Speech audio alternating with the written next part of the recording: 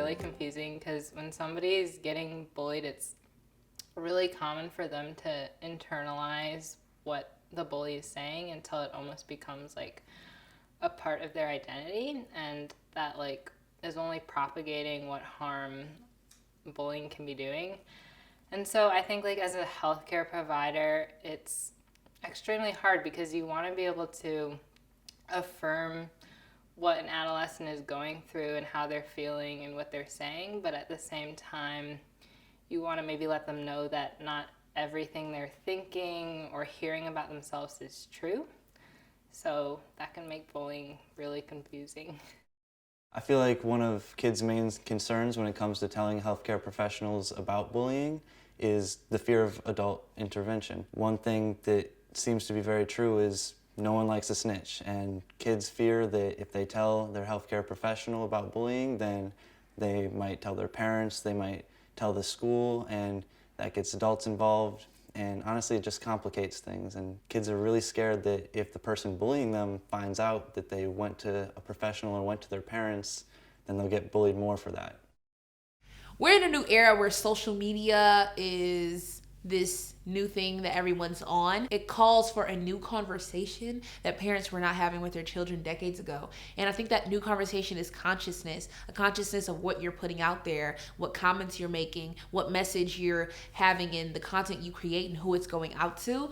Because if you're not careful, it can seriously affect yourself and the other person receiving that message. I have sort of a large presence on social media, and I always have to see comments of people under my posts not agreeing with my content or not liking me because of the religion I practice, and they don't even know why they don't like it, or they don't even know who I am.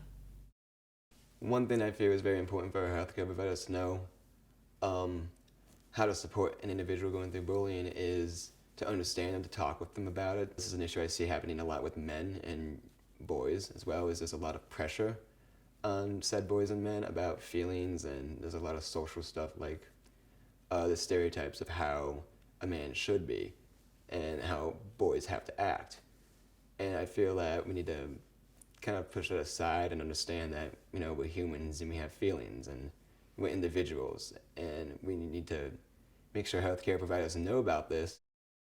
I think a misconception adults have oftentimes is that social media is inherently negative or harmful, which I don't think is true. I think social media has a lot of benefits in terms of networking and meeting new people across the world. But I do think that cyberbullying is a really serious issue, especially because our private experiences and pictures and our stories can be shared without our permission to such a wide range of people. And it's hard to escape a lot of times, and it feels like a really lonely place when that happens to you. It comes with the color. Being bullied by other races was my normal. Them calling my lips too big or my skin too dark or my curves too fat was normal. And because it was my normal, I didn't talk about it or say anything to anyone about it. But if I was given the outlet, if my doctors asked me if I was being bullied or if anyone was mean to me in school, I'm pretty sure I would have said something. And then we would have had the conversation and I would have recognized that it was wrong. But we never had the conversation. And because it was my normal, I never brought it up or said anything. Because as a kid, when it is your normal, you don't know that what is happening to you is wrong or even view it as a problem. Because youth don't truly understand how impactful bullying is to their health. I personally feel that there is a line between teasing and bullying. I believe it's our responsibility to know that line so that we don't become a bully. So let's say, in my experience, it's always been like I try to tell people, hey, you know, I'm kind of an energetic individual and I like kind of giving each other shit, and that's just how I am. And if I get to this point where I'm making you uncomfortable, I'd like to know so that I can stop, so that I can at least be mature about it, you know. And I feel that just not enough people either feel like they're comfortable to come forward and say, hey, this is an issue, this is something that like I don't like talking about, this is something I don't like you making fun of me about or giving me shit about, could you not do that? I feel like we need to do that more, because the more communication there is, the more we can actually, as a society, kind of grow.